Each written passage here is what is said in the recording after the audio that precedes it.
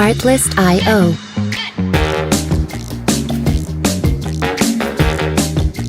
What's up, guys, and welcome to the gun report for the Arsenal vs Crystal Palace pre-match report at Selhurst Park away. We did beat them here last season. We just beat them in the Carabao Cup 3-2. But I mean, yeah, it's good to see Munoz is suspended for this game as well as the last. He's obviously a big player for them, coming down that right hand side and of the defence. He plays right back, obviously. I think we have to be careful of Mateta, who scored against us in the last game. We have to be careful of Eze as well. I did mention this in the pre-match report of the other one. I think Sarr, he got past us a few times against us in the Carabao Cup, so I think we have to be careful of that. Obviously, our 5 key injuries, so you can see them here: Zinchenko, White, Rice, Calafiori and Tomiyasu.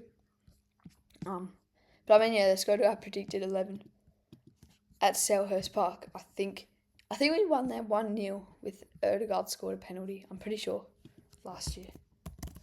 David Raya in goals. We go, I think Timber starts at right back. Obviously, I don't really like Partey starting there all the time. I feel like Timber is a lot better there. There's no reason not to start Saliba and Gabriel.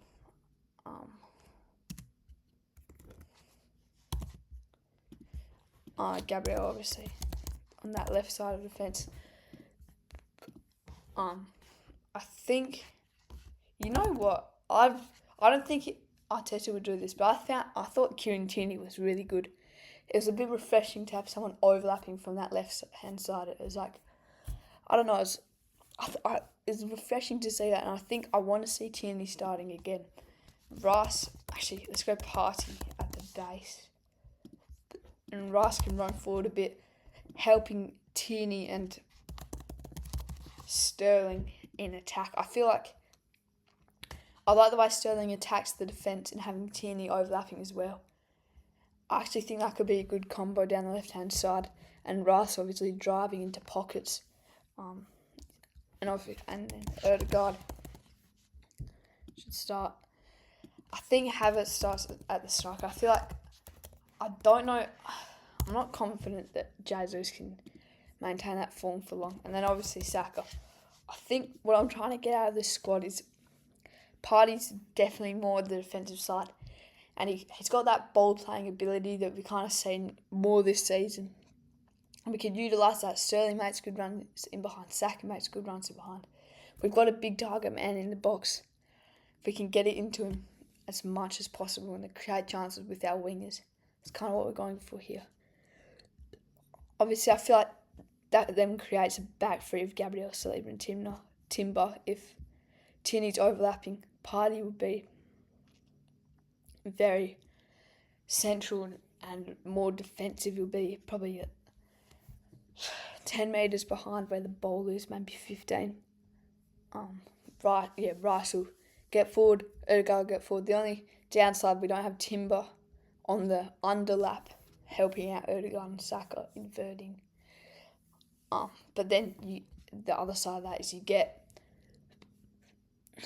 get Tierney overlapping on the left-hand side, helping out Sterling, which is not what we get. I could also see Timber moving into midfield, playing. We overlap Tierney, invert Timber. Then we've 2 left. We've 2 defenders. We've 2 centre-halves. Against Fulham, we only really defended with 2, and everyone else was kind of pushing up the field, so especially in that second half of the game. So I guess that's a possibility. But I mean, yeah, I want to see more from Havertz, more from Rice. I want to see how Tierney would do if he does start. I think Sterling deserves to start. I feel like Martinelli hasn't been all that great recently. He tries his best, but that doesn't mean he plays great. And Trossard, I just feel like we don't create enough out of him regularly. I feel like he's more off the bench for a moment in a game. Like, the first thing that comes to mind is Liverpool last season.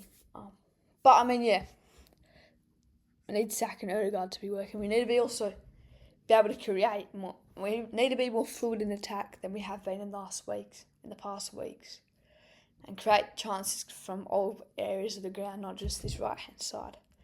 But I mean, yeah, it's a big game. Let's go look at the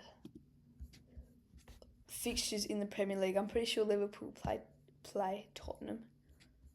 But Man City, Aston Villa, I could easily see City dropping more points than Brentford Forest. I think Brentford actually win that at home. Ipswich Newcastle. Newcastle have to win that game, don't they? I could see a draw. I could see Ipswich put up a fight. Brighton should beat West Ham, but you never really know if Brighton. They're a bit inconsistent. I think we'll win this game 2-0 away. But I could easily see them scoring in the first. But if we want any shot at the title now, we have to win this game. Hopefully Everton can upset Chelsea. Hopefully, actually, I think Fulham should win that game pretty comfortably. Southampton been in really poor form. The last point coming against Brighton. Leicester Wolves is a big one because Wolves just lost to Ipswich Town and they could lose to another team that's in poor form.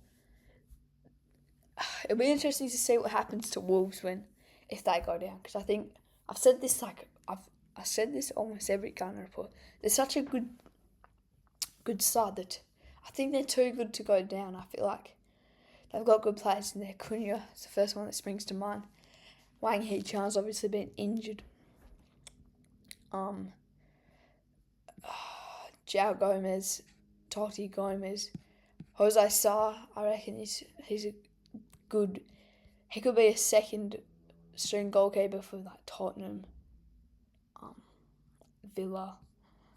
He could obviously be first for like West Ham, Crystal Palace. So I mean, they're just a few examples, obviously. But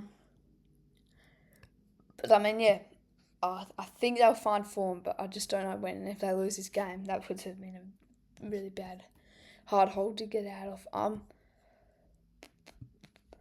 It'll be interesting to see how Man United do against Bournemouth. Is it? Yeah. Bournemouth obviously in 6th.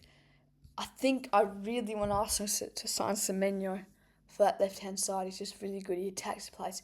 And I reckon it would start for us over Martinelli, over Trossard, and obviously over Sterling. This is the only time I'm going to go for Tottenham. And that's it, I think. If Liverpool drop all 3 points and we get 3 points, we're only 3 points behind Liverpool.